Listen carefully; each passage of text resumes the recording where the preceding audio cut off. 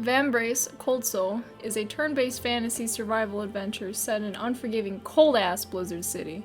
You play as Evlia Lyric, and start the game passed out. Developed by Despresso Games and published by Head Up.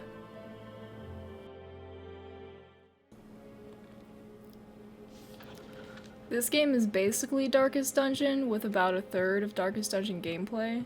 Attacks are pretty dull, there's no impact besides a little screen shake, just compare the two.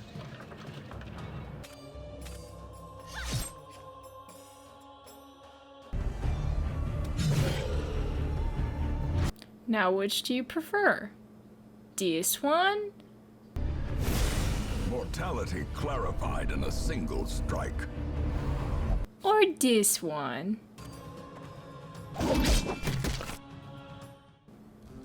While the game has a nice art direction, the gameplay is very slogging. Characters besides Evlia don't gain levels and are 100% disposable, so if they die, the most you lose is their artifact. You will never make it to the end boss of a dungeon unless you've already quit out a few times to craft potions and other various healing items.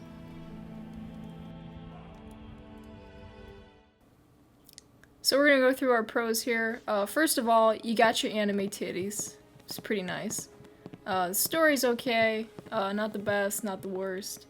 The branching quests are kind of cool. You can choose what to do with your outcomes. The first major quest, you can either give the Osaka seal to the Fox clan or the helpful ghost merchant. Each are rewarding with different things. Whether or not this changes the storyline is yet to be seen by either of us, so that's cool. Alright, now for the cons. First, there's virtually no character progression for any of the classes that you pick up. They all have one skill and one flourish. The flourish is your stronger skill or attack, and it's usually always charged by using your first attack. The only way these characters get stronger is through their equipment, and you can only equip one thing per character. Usually it'll boost max HP, plus another skill like camping, sleight, or awareness. Second, animations can be pretty stiff at times, in combat especially. Even though the characters look good, they kind of look really fucked up when they go to attack. Number 3, most enemies are pretty forgettable.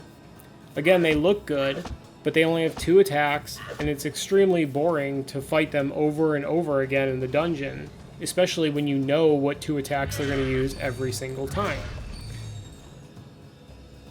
4. This is a big one for the dungeon, but you can't use items unless you're at the campfire in a dungeon.